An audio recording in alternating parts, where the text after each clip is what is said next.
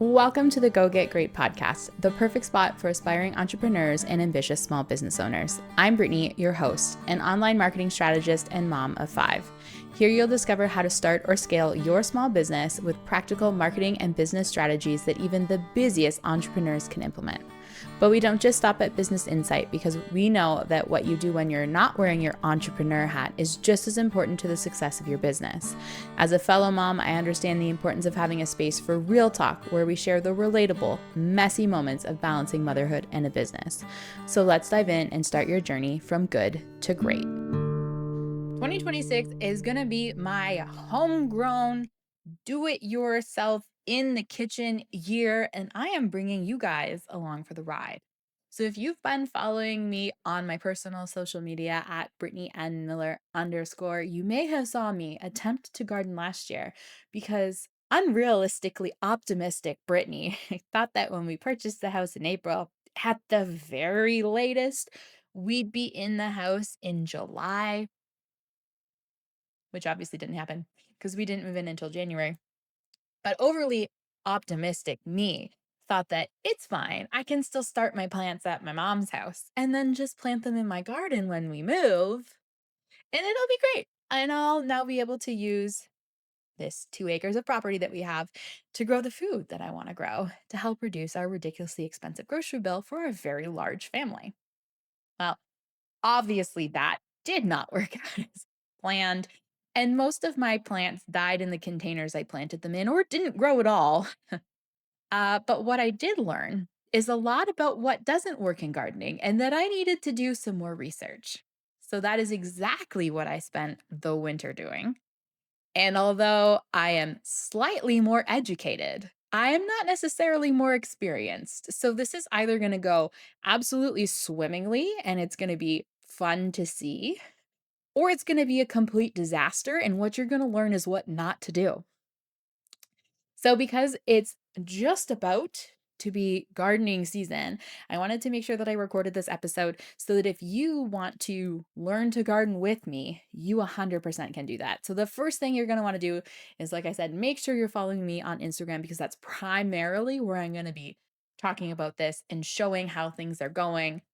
But I probably will do another 1 to 2 episodes on gardening on my podcast later as well, kind of some updates, and then maybe an end of season. This is what actually happened, what worked, what didn't, etc. But right now, I want to talk about what I've been learning, where I've been learning it from, and what I'm prepping. So at the time of recording, we're basically in March. And one thing that I really didn't realize last year is that that's actually when you start to garden, in like January, February, which absolutely blew my mind, which is how you 100% know that I am a beginner when it comes to gardening. So, what I really recommend if you're going to look to start gardening, what I think helped me is to, for starters, sit down and just think through what I like to eat, what I buy a lot at the grocery store.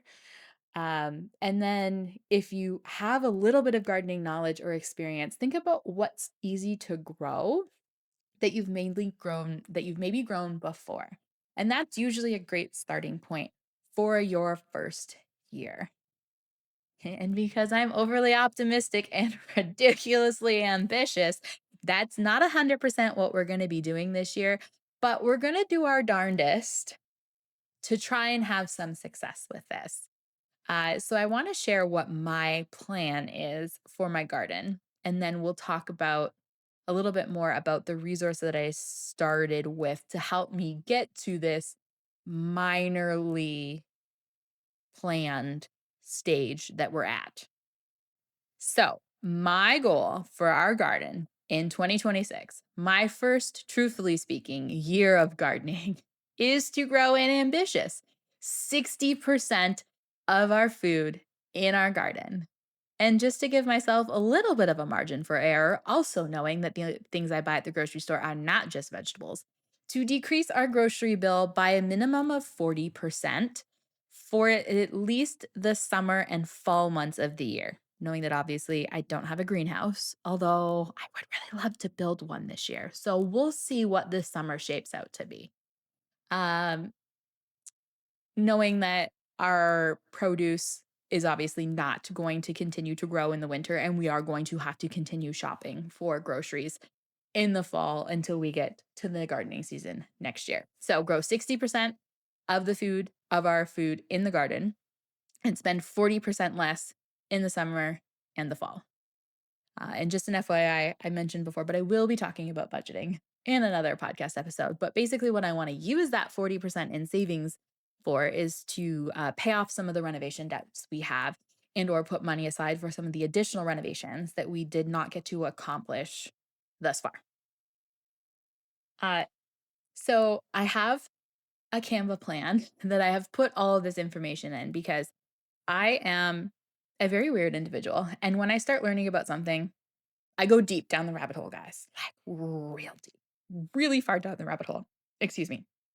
So I learned a lot about gardening because there is amazingly a large amount to learn about gardening. Thought it was pretty straightforward.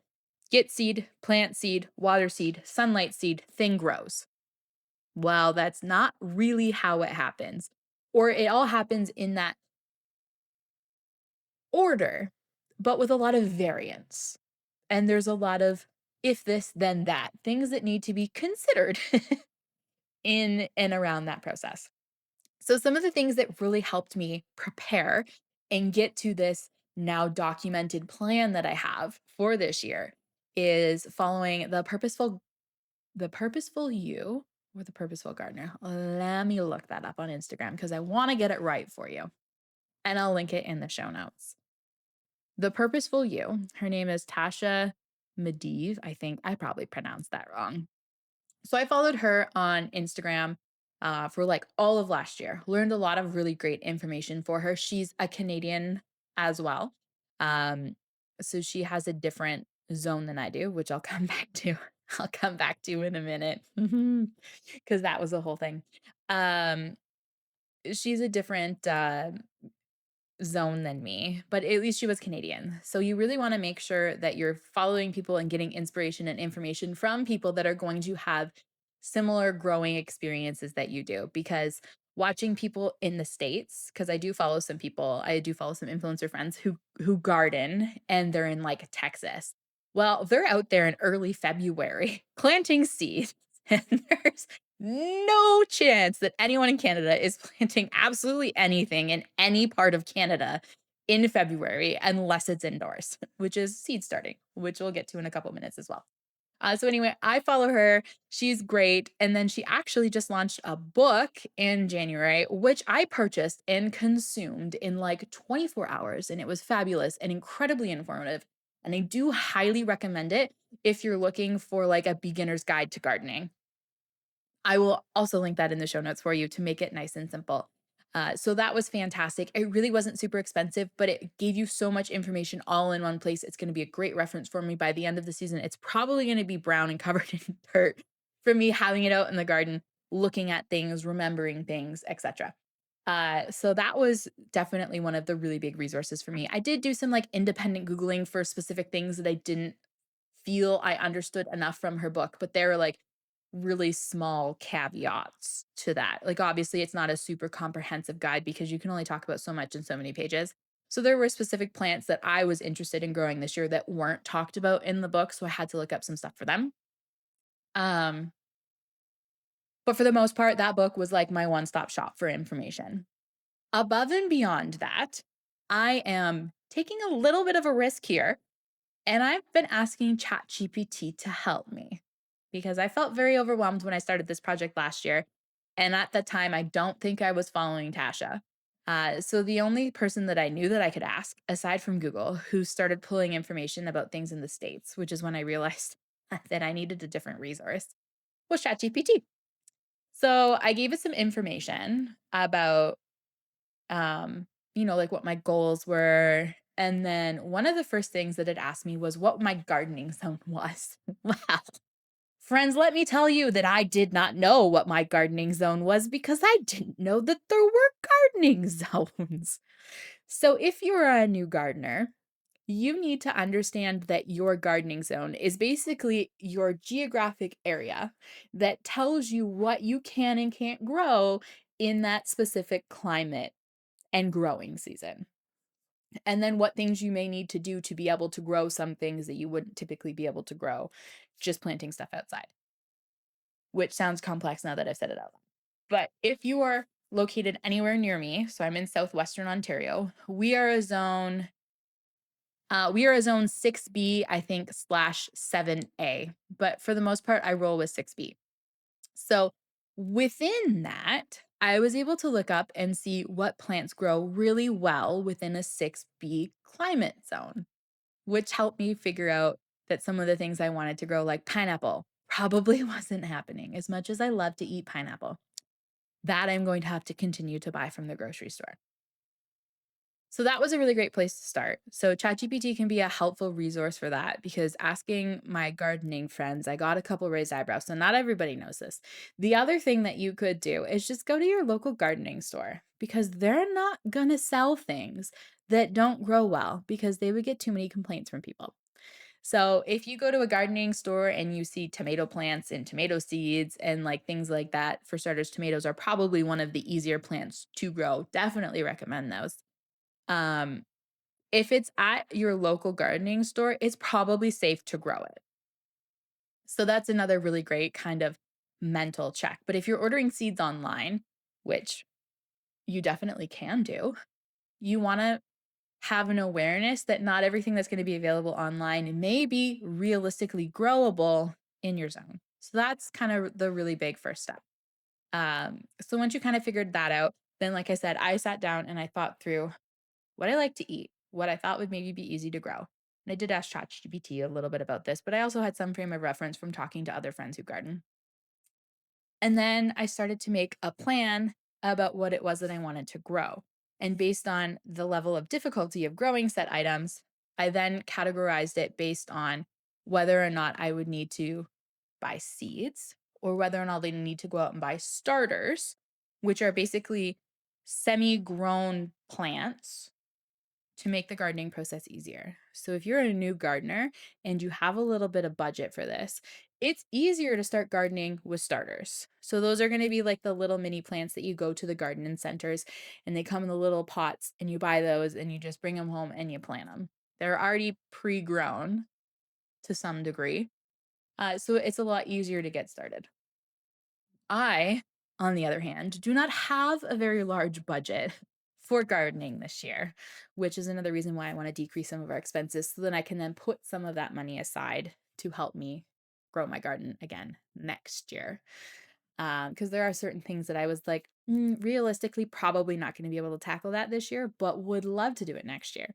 So things like more berry bushes, maybe getting some apple trees, that would be sweet. So I'd love to put some money aside so that I can do some of those things next year. So we're forward thinking here. This is a long-term game plan, guys, because growing a garden is not a crock pot meal. It's not ready in 6 hours. So from there, I made a list of what I needed seeds, what I needed starters, and then I had an added layer of needing to go through the seed inventory that I had purchased last year that were either leftovers or never got planted in the first place, so that I knew what I needed to go out and purchase and what I already had on hand. So I actually did a lot of that in January, which has been helpful. And seeds start appearing in stores late January, early February. So I was able to grab some of those things then. So I do have probably 95% of the seeds that I need to get. I've got a couple more than I need to order still. And starters typically aren't available yet. They might be starting to come out about the time this episode airs. So excuse me, if you're listening to it, know that you might want to start going out to get some of those things because when I tried to go get like raspberry bushes in May or June of last year, they were already sold out, like done and gone from the garden centers. And one thing that I learned, you can't actually grow berry bushes from seeds. You have to get starter plants for them. So I wasn't really able to get any of those last year, which ended up being okay because they died.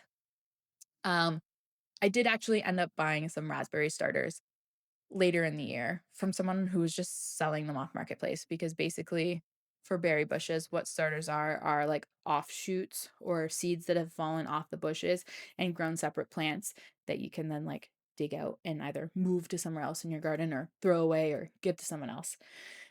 So I scored big time on that and I picked up some raspberry plants, raspberry bushes that we did get to plant last year. Amazingly. That was like the only project we accomplished in the garden. And I'm just hoping that they survive the winter because I didn't do anything to protect them like I had intended. So anyway, so back to January. Sorting and organizing existing seed, made the list of what I needed, did some initial purchasing of some of the seeds that I wanted. February rolls around and similar kind of carryover from January because I did it like late January, early February. And then I started kind of looking into when some of the starters that I was gonna want come out. And that was how I know that by the time this episode airs, it's gonna be soon because my research kind of indicated like mid to late March. So I've got my eye and my mental note on that I need to work on some of that. So my plan for March will be to I actually already did this, but I was gonna say finalize my garden layout. So we'll come back to that in a minute. That's when I'm gonna be building the boxes, making sure that the boxes are filled and prepped and ready to go so that we can start planting on time because that was my biggest issue last year. And then in March slash end of, yeah, early March, we're going to be starting some indoor seed planting. So they called that well, I think they just call it seed starting actually.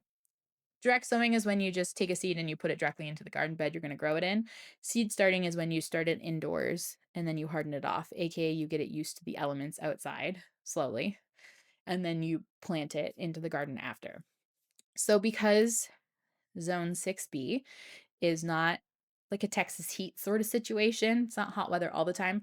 There are certain plants that have to get started inside and then moved outside so that they actually grow in time before the frost hits again in like October, November.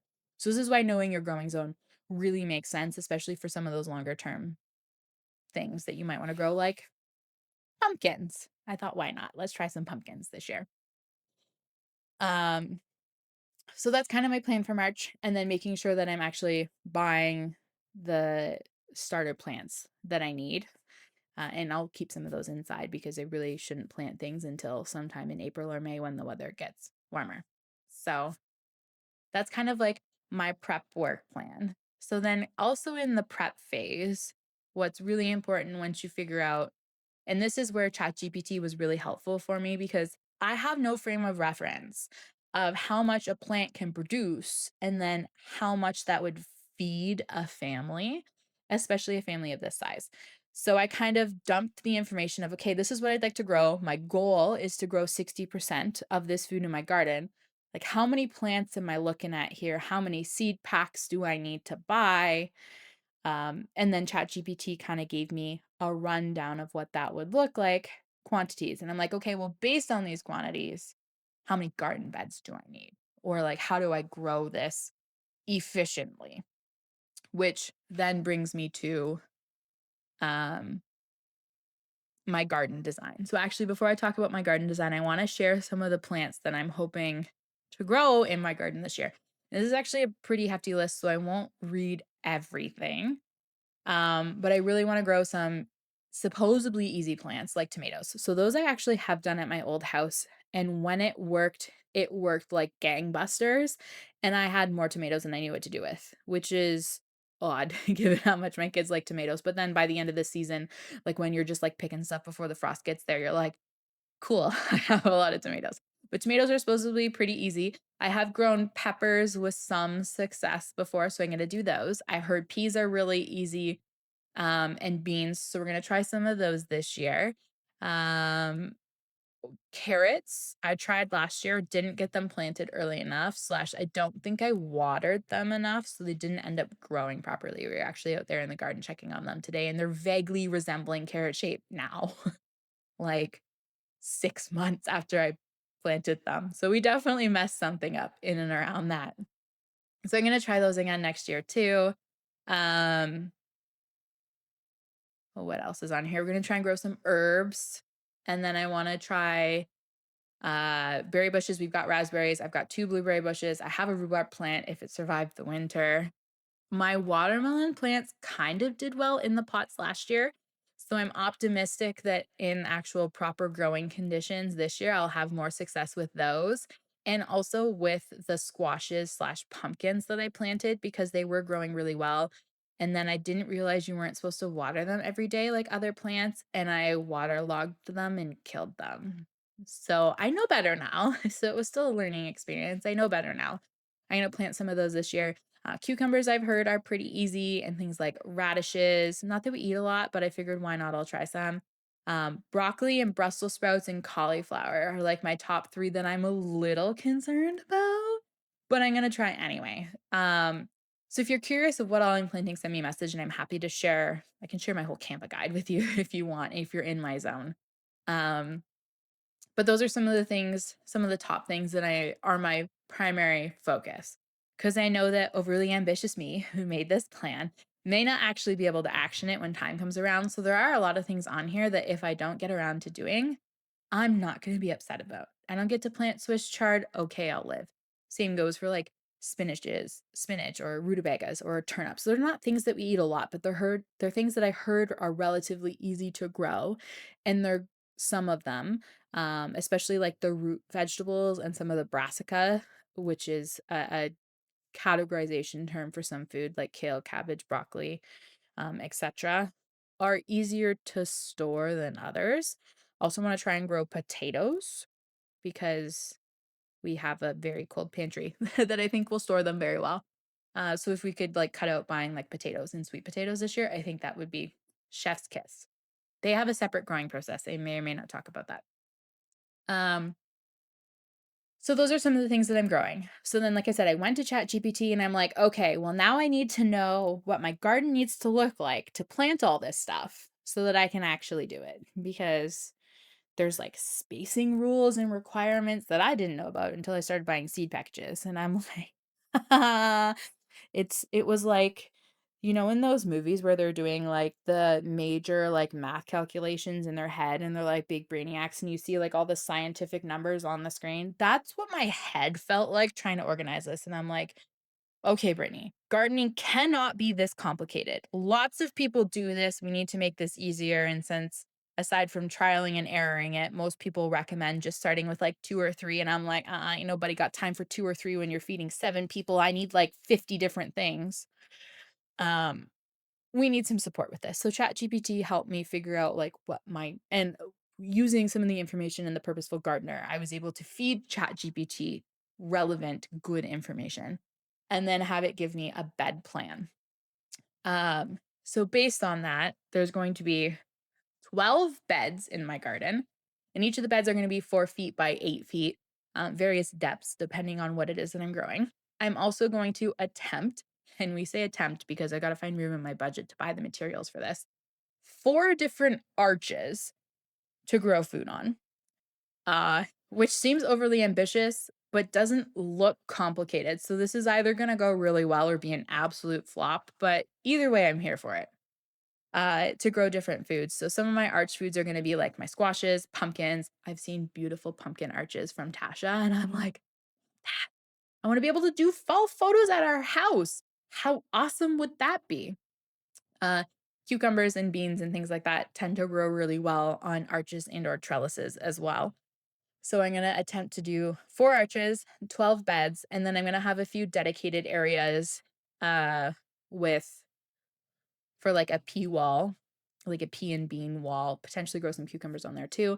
And then I have a dedicated area for my raspberries because they're already planted. So they're staying where they are. I'm not moving them. So in total, supposedly my garden is supposed to be about 48 feet wide by 31 feet long. And keep in mind, I have the luxury of having a 2-acre property. So that's like basically endless space to do whatever I want with. So I can have a big garden if we can find the time and then the money to build the boxes and then get the dirt to fill them all. So there's some margin for this not happening, but at this point I'm hopefully optimistic, and like I said, I know what I can take out of these plans if we don't have the time or the money to actually build this much stuff.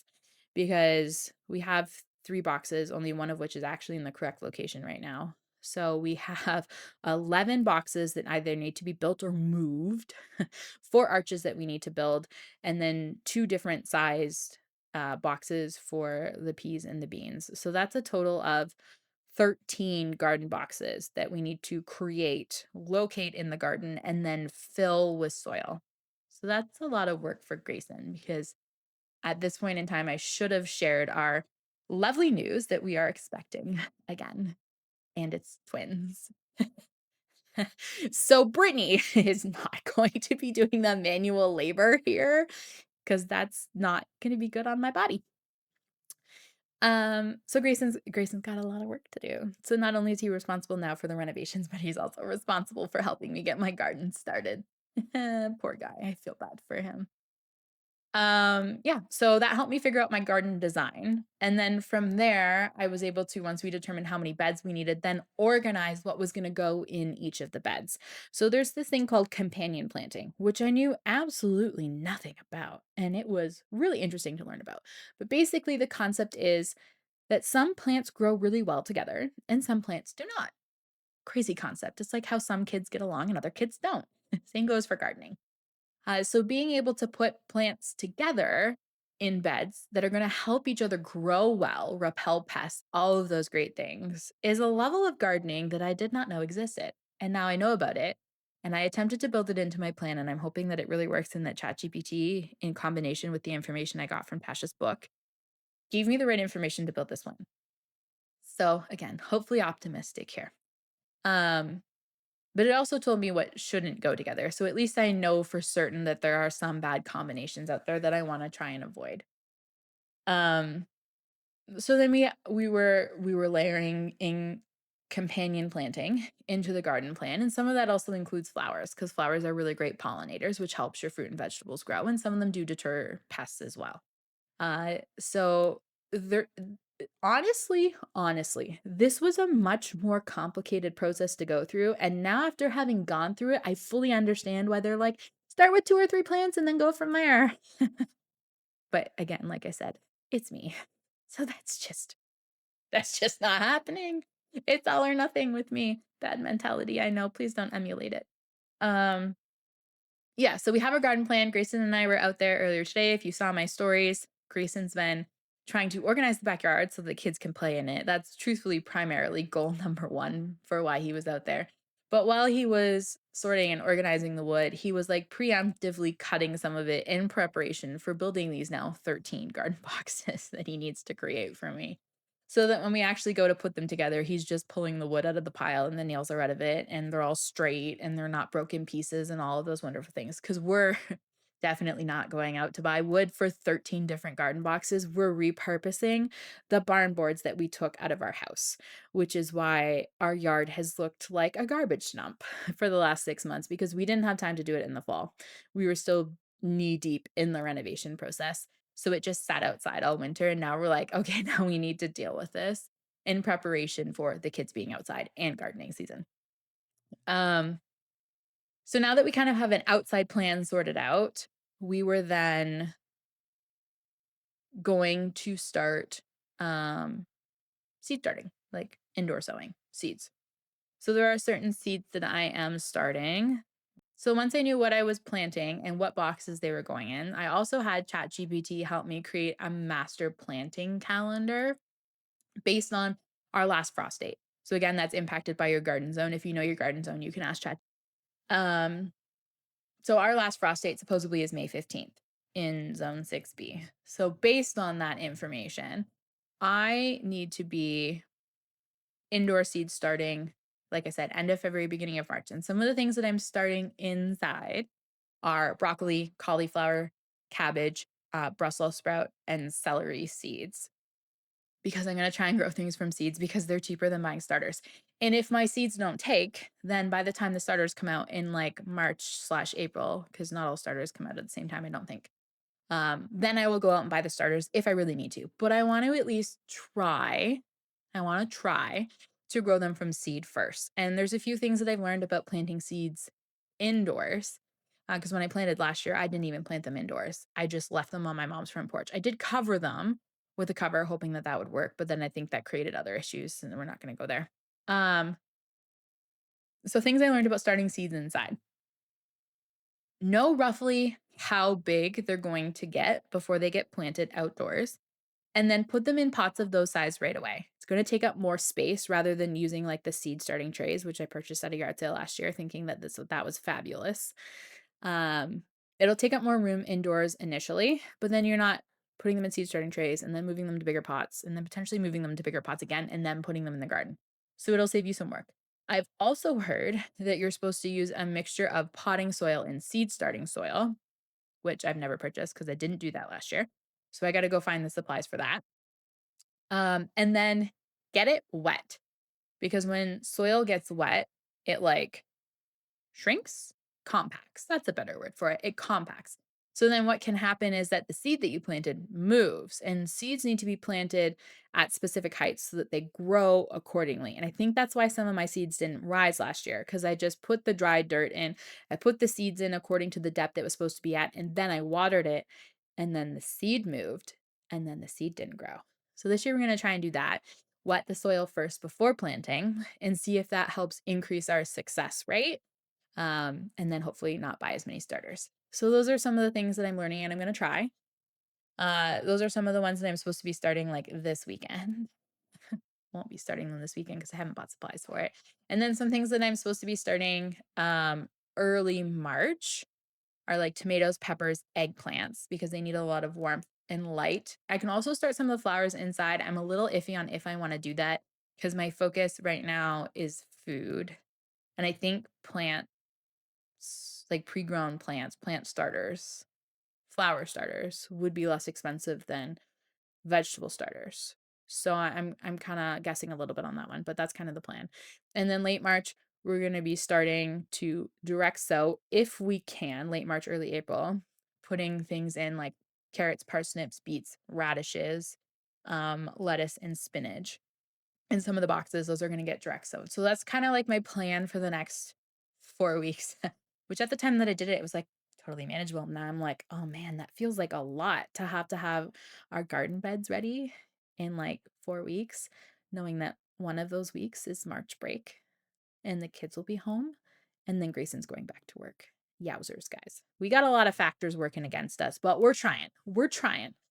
And then, I've got April, May, June, July, August, September sort of thing. I got it all planned out so that I know when the rest of the seeds need to get planted. And there's actually things called crop rotation. And I don't want to talk about that too much because that's when my head started to hurt. And we're kind of relying on ChatGPT for that one because my brain just couldn't comprehend that much having not gone through the process. But seeds obviously take a designated amount of time to grow. So if we're starting some inside so that we have an early harvest, then you can, again, succession plant, throwing some big words at you, but basically harvest the first set of stuff and then plant a second set of stuff so that you can either harvest more of the same thing later. So you're not getting everything all at once and then having food go bad because you're not eating it all, or plant different things so that you can grow a bigger variety in a smaller amount of space. So let's, for example, say, and this is probably going to be a bad example because I'm going to pick something at random that might not actually be succession plant. Actually, lettuce. Lettuce is a good example. So I'm going to plant some lettuce in the early spring. It'll get harvested a little bit later. Then I'll plant more lettuce and then harvest lettuce a little bit later and then repeat the process. I think there's supposed to be 3 phases. So basically like a spring, summer, and a fall for lettuce, at least specifically, because it grows a lot faster. So I'm going to do that so that we have fresh lettuce for as long as we can have fresh lettuce. Um, yes. So I have all of that planned out in my little calendar. So basically, it should be a case of looking at, okay, well, it's March now. This is what I need to do in like the first 2 weeks, and then come back to the plan. This is what I need to do in the next 2 weeks. Now, what I haven't planned out is how to know when to harvest all this stuff. Because, like I said, by this point, my brain was a little bit at capacity, and I'm like, you know what? One project at a time. We're not harvesting anything if we don't get it planted. So let's focus on that. And then we'll focus on learning how to harvest some of this stuff. So maybe that will be an update episode later. But right now, this is the goal. This is the steps that I took to get to this phase. And now, like I said, we're just working on actioning it. So we're going to be building garden boxes. We're going out and buying our seed starters. We're planting our indoor stuff, hopefully soon. And then we're going to try our best and see what works. And like I said, I'll be sharing all of it on Instagram. I've already been talking about it a little bit. So you can follow along and just see what it looks like. You can go out and get some stuff and do it with me and see how it goes. And whatever your option is, whether you're just watching for fun or whether you're joining me in this planting process, send me a message. Let me know. I love talking to people on social media. I think some people think that I just post for the sake of posting. It's like, guys, I'm here to have conversations. Let's support each other. Let's know that we're not alone in this process. That's the whole point of me creating these podcast episodes for you guys. Usually I like to talk about it from an I've been there, I've done that. This is my advice for anyone wanting to do it. But now I'm like, no, no, there needs to be conversations out there about people in the like beginning, the learning phase, and then the messy middle phase, because that's what I want to know. I want to know that other people have tried this and then, you know, they I don't want to say this is what they've learned because that's, being at the end of it. But I want to hear people talk about their process and what their thought process was, and then share how it goes and what adjustments they're making along the way. And just like, I want to see the behind the scenes of it. So, like, that's what this episode is supposed to be. So, I'm going to try and wrap it up because I think this has been a little bit longer than I realized already. But you guys, I have been working on this for quite a bit, and I don't want to overwhelm you if you haven't done it. Like I said, you definitely don't need to be as comprehensive as I have been. I just am overly ambitious and I'm trying a lot of things and we're going to see how it goes. It's probably going to be a disaster, which will be more funny for you. Um, but who knows? Sometimes the most unrealistic, unlikely things are the ones that work out the best. So that's where I'm at with this. Like I said, follow along. Thank you so much for listening. I'll be back again next week, probably with a business episode because I'm trying to alternate. Because as much as I'm really focused on life right now, my business is still there and I still want to support the business owners that I've been supporting this long. So stay tuned for that. But I'm hoping my next personal episode, which will probably be 2 weeks from today, is going to be about budgeting and what we do and don't spend money on, because that was a hot topic you guys wanted to hear more about. And the only reason I haven't recorded it is because I need to spend some time sitting down and reviewing our budget and make sure all of our information is accurate before I go spouting off numbers that I'm not confident in. And numbers and I, we're not the greatest friends. We're not. Numbers make me want to go to sleep. So I've been procrastinating on that, but I know it's an important topic and it's something that I'm really passionate about bringing to light because I think that there's just so much financial stuff that's not talked about and so many assumptions that are made that are not accurate for people's financial situations. And I want people to know that that's just, we're all kind of in it, especially if you're in and around the same age as I am, or you've got young kids. So we'll be back with that conversation in 2 weeks. Thank you guys so much for listening. And if you're gardening this year, happy gardening. Wish me luck. Thank you so much for tuning in to today's episode of Go Get Great. I hope that you found some inspiration and practical tips to help you take your life and business from good to great. If you enjoyed today's episode, please make sure to leave a review and subscribe so you never miss an episode. We've got so much more valuable content and amazing guests coming your way. And don't forget to follow us on social media for marketing tips and a whole lot of relatable mom content. You can find us on Instagram at Brittany Miller Socials and at Brittany N Miller _.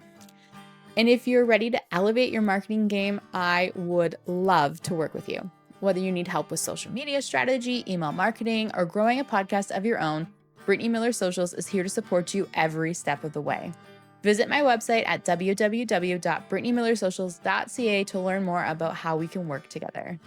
Thanks again for listening. Until next time, keep going, keep growing, and go get great.